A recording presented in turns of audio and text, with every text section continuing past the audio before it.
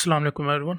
आज की जो वीडियो इसमें जो है मैंने आपसे बात करनी थी इसके बारे में कि आप जब वेब डेवलपमेंट शुरू करने लगें तो उससे पहले आपको कौन कौन सी चीज़ें पता होना लाजमी है। ये जो है वीडियो इसमें कोडिंग वगैरह कोई नहीं है और जो मैं चीज़ें आपको बताने वाला हूँ ये ना सिर्फ और सिर्फ आपने याद रखनी है। इसके बारे में मतलब कि ये होती क्या है, इससे ज़्यादा आपको इसमें याद रखने की फ़िलहाल कोई ज़रूरत नहीं है। आपको ये जो है जैसे कहते हैं ना कि एक एड्रेस दे दिए मैंने कि ये इस रास्ते पे आपने चलना है और जो जो सीखना है वो आपने इसको पता होना चाहिए कि आप जो सीखना चाहते हैं वो इस कैटेगरी में है भी सही या नहीं।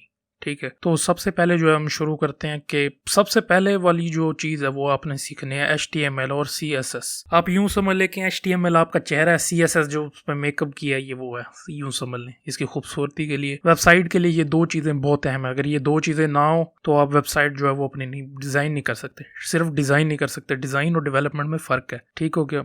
और आप सोच रहे होंगे जावास्क्रिप्ट के बारे में। जावास्क्रिप्ट जो है वो इतनी अहम नहीं है फिलहाल के लिए। अगर आपने उसको बहुत बेहतरीन बनाना या उसको यूज़र के साथ यानी यूज़र वो होता है जो इस्तेमाल करे उसके साथ बहुत अच्छे इंटरेक्शन करवाना है तो उसके लिए जो है आप जावास्क्रिप्ट उसमें लगा सकते हैं। जैसे बटन की वर्किंग कराना, इस सारा कुछ जो है जावास्क्रिप्ट के जरिए आप करा सकते हैं। फिर आते हैं हम फ्रेमवर्क के ऊपर। फ्रेमवर्क इस अगली वीडियो में मैं पूरा एक्सप्लेन करूंगा फ्रेमवर्क होता क्या है। फ्रेमवर्क जो है ना वो किसी भी बैक एंड की लैंग्वेज या फ्रंट एंड की लैंग्वेज। अब सबसे पहले आखिर वाला देख रहे हैं, बैक एंड और फ्रंट एंड, ताकि मुझे समझाना ना पड़े। फ्रंट एंड लिख दिया, सॉरी मैंने स्पेलिंग गलत कर दी है। वैसे फ्रंट एंड है ये, FRONT फ्रंट एंड जो है ये आपकी वेबसाइट, जैसे आप यूट्यूब अब आप अपने सामने खोल के बैठे हैं, ये इस यूट्यूब का फ्रंट एंड है जो आप देख रहे हैं। यानी कि जो डिजाइन होता है वेबसाइट का तो वो जो होता है उसका फ्रंट एंड होता है। और फिर होता है बैक एंड। बैक एंड है कि जब आप ऊपर सर्च करते हैं ना कोई चीज की वीडियो देखनी है, मैंने कोई मूवी का ट्रेलर है वो मैं लिखता हूँ और वो जो लिखने को जो सारा उसका तरीका होता है, प्रोसेस से गुजरता है, वो फिर आपको आके वो वीडियो दिखाता है जो आपने ढूंढी होती है, ना कि कोई और उठा के दिखा देता है। तो वो जो सारा मसला है वो चेक करना कि बातें ठीक हैं,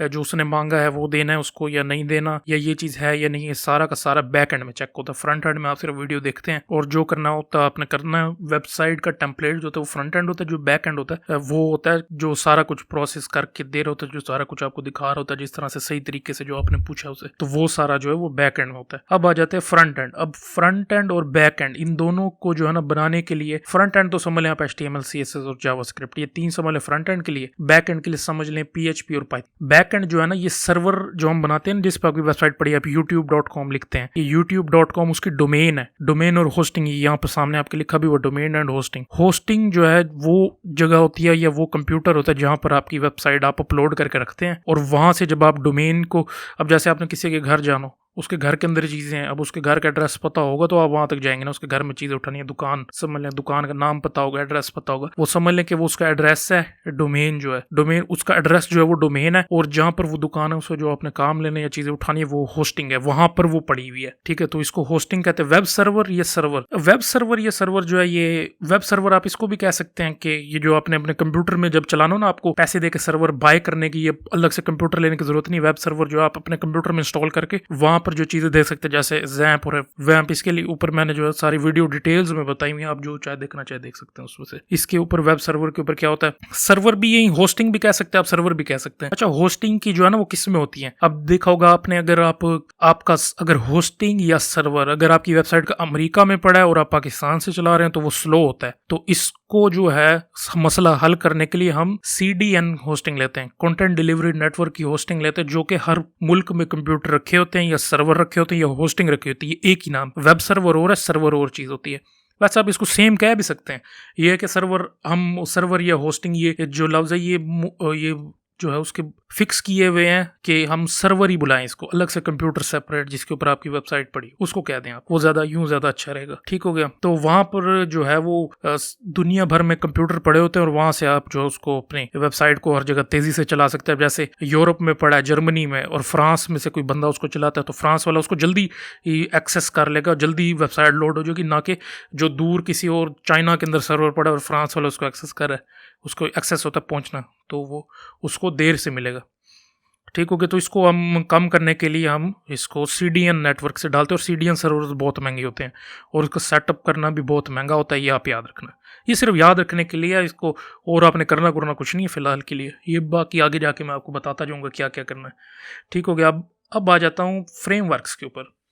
फ्रेमवर्क्स जो होते हैं, अब मैंने आपको सारा बता दिया कि फ्रंट एंड और बैक एंड का। फ्रंट एंड में जो HTML और CSS और जावास्क्रिप्ट होते हैं, फिर इनके जो है फ्रेमवर्क बनाए होते हैं। फ्रेमवर्क जो होता है यानी कि उस लैंग्वेज को, उस ज़बान को, या उस स्क्रिप्टिंग लैंग्वेज, ये HTML और CSS ये स्क्रिप्टिंग है, यानी कि इसमें आप जो है वो स्क्रिप्ट करते हैं, ना कि कोडिंग करते हैं। कोडिंग होता है जैसे इफ एल्स कंडीशन वगैरह लगाना, ये सारी कोडिंग होती है। इसमें आप सिर्फ और सिर्फ जो है बताते हैं कि मेरी वेबसाइट दिखेगी कैसे, ठीक है। तो उसको जो है ज्यादा अच्छे तरीके से बनाने के लिए उसके लिए फ्रेमवर्क्स डिजाइन होते हैं, यानी कि उसको अरेंजमेंट की जाती है, तरतीब दी जाती है ताकि उसको इस्तेमाल करके आप आसानी से बना सकें। अब HTML जो है वो तो आपकी इसकी जो है इसका कोई फ्रेमवर्क नहीं है। CSS का फ्रेमवर्क है बूटस्ट्रैप, इसी तरह PHP का लारावेल और पाइथन का है जेंगो।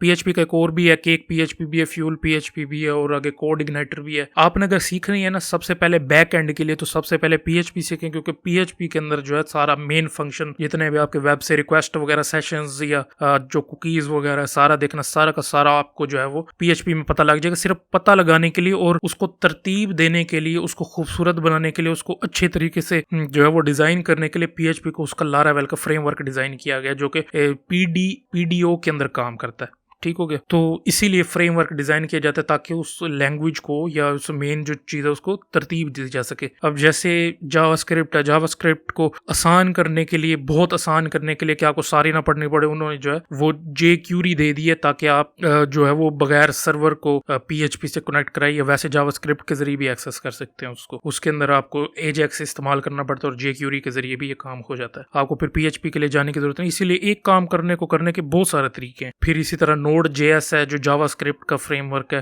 फिर इसी तरह लाइब्रेरीज भी कहते हैं, फ्रेमवर्क्स भी कहते हैं। लाइब्रेरीज होते हैं पहले से बनी होंगी, जावा वो जो jQuery है वो भी एक लाइब्रेरी है इसकी, और या फ्रेमवर्क भी आप उसको कह सकते हैं। उसी को हम इस्तेमाल करके, इसी तरह 3JS है जो कि 3D मॉडलिंग के लिए इस्तेमाल होता है। 3D चीज़ें जो है वो आप अपनी वेबसाइट में ऐड कराना चाहें तो 3D चीज़ें आप उसके जरिए ऐड करा सकते हैं। 3.js लाइब्रेरी का नाम है। ये क्या होता है, सीधी एक फाइल होती है, उसके अंदर जावास्क्रिप्ट का ना कोड लिखा होता है और आप उसी को जो है इस्तेमाल करके वो बना सकते हैं। आपको इतना सारा जो इकट्ठा याद करने की जरूरत नहीं है। अब ज़्यादातर लोग मिस्टेक करते हैं कि डायरेक्ट चले जाते हैं वर्डप्रेस के। वर्डप्रेस भी ठीक है, लेकिन वो उसके लिए जिसको पुराना काम अगर आता, अगर उसको HTML CSS जावास्क्रिप्ट वगैरह का पता हो, HTML CSS का सिर्फ उसको लाजमी आनी चाहिए HTML और CSS। अगर ये ना और हैं बहुत आसान है। अगर ये दो नहीं आती हैं आपको, तब आपके लिए जो है वो मुश्किल हो सकता है एडिटिंग करना, उसके अंदर चीज़ें ऐड करना, चीज़ें लगाना, निकालना, ख़त्म करना टेम्पलेट में से, या उसके प्लगइन्स को अपडेट करना, इस तरह से प्लगइन ऐड करना, तो वो आपके लिए मुश्किल हो सकता है। लेकिन आप HTML और CSS अगर आपको आती है तो आराम से आप उसकी एडिटिंग भी कर सकते हैं,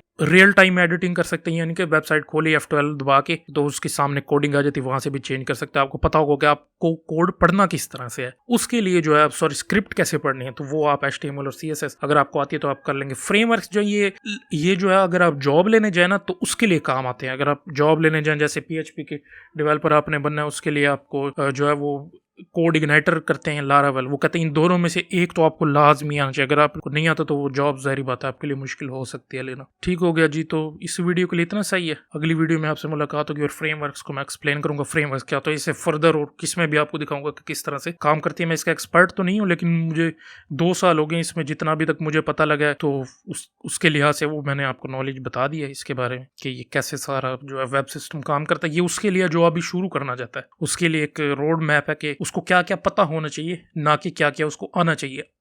आना चाहने में जो है वो फर्क है और पता होने में फर्क है।